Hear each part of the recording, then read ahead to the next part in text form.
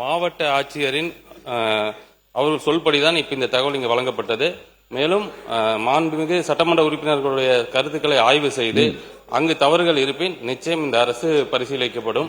அதே மாதிரி மாண்புமிகு சட்டமன்ற உறுப்பினர் சொன்ன மாதிரி கடைகள் இடமாற்றம் செய்யறது என்னன்னா, முதல்ல 717 கடையை க்ளோஸ் பண்ணியிருக்கோம். இது ரொம்ப பெரிய முடிவு. கடந்த காலத்துல விட இது 700 பேசுங்க. அண்ணா இதை கேக்குறீங்க, நீங்க இங்க பேசுங்க. மூடி இருக்கோன்னு கேக்குறீங்களா? நீங்க பேசுங்க. நிச்சயம் அந்த 717 கடைகளான லிஸ்ட இன்னைக்கு சாயந்தரம் கூட கொடுக்கறதுக்கு அரசு தயாரா இருக்கு. அதுல விலாசங்களோட கொடுக்க தயாரா இருக்கும். கடை எண்ணே போதுமானதுன்னு தான் நினைச்சோம். பட் இருந்தாலும் நீங்க கேட்டுக்கொண்டது கூடங்க அந்த விலாசத்தோட கொடுக்க தயாரா இருக்கும்.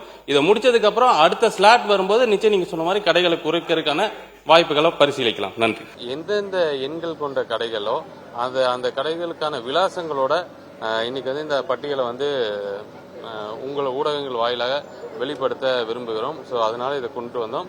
ஸோ பேருந்து நிலையங்கள், பள்ளிகள், கோயில்கள் மற்றும் பொதுமக்கள் அதிக சிரமமாக இருக்கிறது இந்த கடைகள்னா மதுக்கடைகள்னால அப்படின்னு சொல்ற இடங்கள் எல்லாத்தையுமே விலாசங்களோட நீக்கி இருக்க அந்த 717 கடைகளோட அந்த விலாசங்கள் அனைத்தும் இந்த பட்டியலில் இருக்கு. ஸோ இதுதான் இது இப்போ பிரஸுக்கு கொடுக்குறோம்.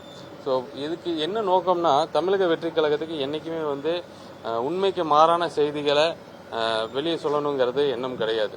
நாங்கள் செய்ய முடியாததை என்னைக்கும் சொல்ல மாட்டோம்.